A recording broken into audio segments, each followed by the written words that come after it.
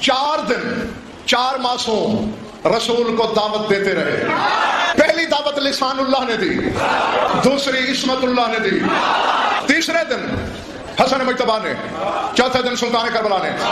چوتھے دن دعوت کھا کے جا رہے تھے رسول، دروازے تک فضا چھوڑنے آئی. رسول نے سر پہ ہاتھ رکھا، میں بیٹا ٹھیک ہے رک جاؤ یہاں.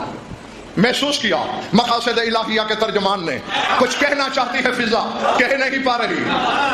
قدم رکے، بیٹا کچھ کہنا ہے؟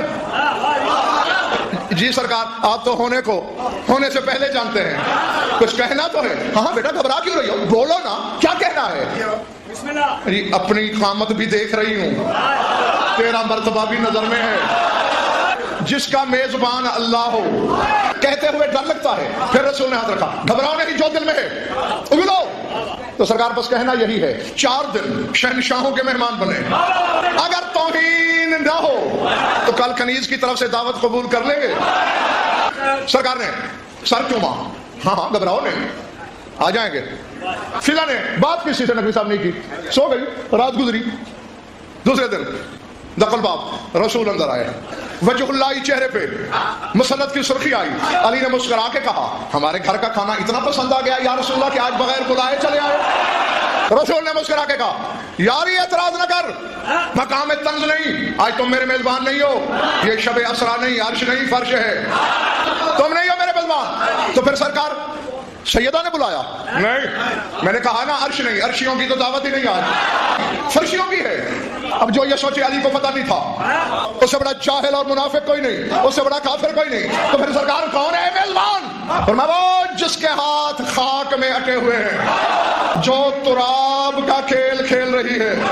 بابا یہ مٹی کے کھیل ہوتے ہیں، تم مٹی کا کھیل کھیلو، گھگھو گھوڑے بناؤ گے، ٹھیک ہے نا، ایسا ہی ہے نا. ہاں اور عیسیٰ جب مٹی کا کھیل کھیلتا ہے پرندہ خلق کرتا ہے، علی جب مٹی کا کھیل کھیلتا ہے آدم خلق کرتا ہے.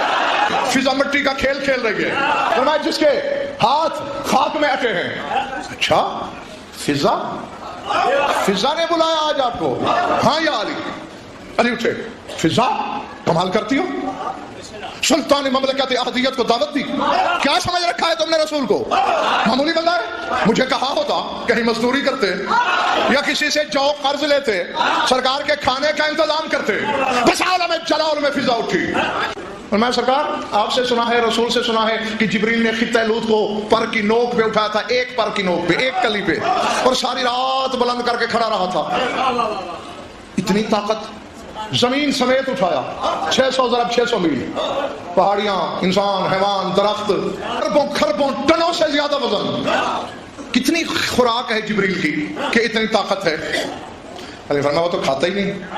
پھر یہ طاقت کہاں سے آئی؟ فرمایا چونکہ باقی فرشتوں کی نسبت اللہ سے زیادہ قریب رہتا ہے، قرب کی وجہ سے یہ کام کرتا ہے. خیبر شکن کے قدموں پہ فضا نے اپنے دونوں لب رکھے، کہا شاہ نجف جبریل قرب الہی میں رہ کے کبریائی والے کام کر سکتا ہے، میں قرب زہرا میں رہ کے بطول والے کام کو نہیں. میں اس کی بیٹی کی کنیز ہوں جو لم یولد ہے. کہا میں لم یولد کی بیٹی کی کنیز ہوں. رسول کے کھانے کا سوال، عالم جانتے ہم در نیم دم، اللہ سے کہے کائنات کی روزی بند کر دے، صرف انسانوں کی نہیں، کائنات کی بند کر دے. جب ان کی جان لبوں پہ آ جائے اپنی کنیز کو حکم دینا، لمحے میں کائنات کو رزق دے دوں گی. ہاں پھر کنیز کو کہنا لمحے میں کائنات کو روزی دوں گی، میں دے سکتی ہوں. تو پھر جلدی کرنا، جلدی سے ہاتھ دھوئے، حجرہ کا دروازہ کھولا، بلا تشبیہ جھولی اٹھائی. الہی بحق ہجری الذی ربیت فیہ الحسنین، پالنے والے تجھے واسطہ ہے اس جھولی کا جس میں تو نے حسنین کو پالا. جھولی فضا کی اور کہہ رہی جس میں تو نے حسنین کو پالا. فضا بتا رہی ہے میرا فعل اس کا فعل. جس کی محکومہ کی کنیز اللہ کا مظہر ہو سکتی ہے. وہ یہ کہنا تھا، چھت پھٹی، خانے جنت اترا، جنت کا دسترخوان لگا، باہر نکلی، ایک پاؤں نبی کا ایک علی کا چون کے کہتی ہے نہ تم کھانے کے محتاج، نہ تمہیں فضا کی ضرورت. وہ تو کل میں نے سوچا کہ مدت ہوئی ہے اس نے وطن کا کھانا نہیں کھایا. کہا وہ تو میں نے چاہا تھا کہ وطن کا کھانا کھائے عرصہ ہو گیا، بس نبی تو ہاتھ بڑھانے لگا کھانے کی طرف، بطول نے فاترکت میں رکبتہا، فضا کے گلے میں باہیں ڈال کے کہا لکل منت علیہ اکافئ کہ انشاءاللہ فی الجنہ، فضا تیرا احسان ہے مجھ پر، فضا تیرا احسان ہے مجھ پر، تو نے مجھے میرے بابا کو وطن کا کھانا دیا، اکافئ کہ انشاءاللہ فی الجنت، اللہ نے چاہا تو جنت میں تیرا بدلہ اتار دوں گی۔ نہیں، اب میرا ایک سوال ہے جو ہر عالم تک پہنچانا واجب ہے تمہارے لیے، اگر تو بطول جنت میں فضا کو وہی کھانے دے جو پہلے سے ہیں، تم بھی وہی کھاؤ، میں بھی وہی کھاؤں، فضا بھی وہی کھائے، بدلہ کیا اترا؟ یقیناً فضا کے لیے وہاں کوئی ایسا رزق لائے گی بطول، اس کی ہیں بڑی قسمیں، سب اصول ہے حل جزاء الاحسان الا الاحسان۔ اب بطول نے پہلے وطن کا کھانا دیا دنیا میں، اور بھی ہے بہت کچھ، صرف ایک بات کرنے لگا ہوں، بطول کیا دے گی؟ بالکل بے نہیں، اسی طرح تاریخ اپنے آپ کو دہرائے گی، وہاں بطول عرش والے سے کہے گی علم ہے مجھے نہ تجھے بھوک لگتی ہے، نہ فرشتوں کا یہ مقام کہ وہ میری پکی ہوئی روٹیاں کھائیں، میری 15 روٹیاں امانت ہے تیرے پاس، مجھے واپس کر۔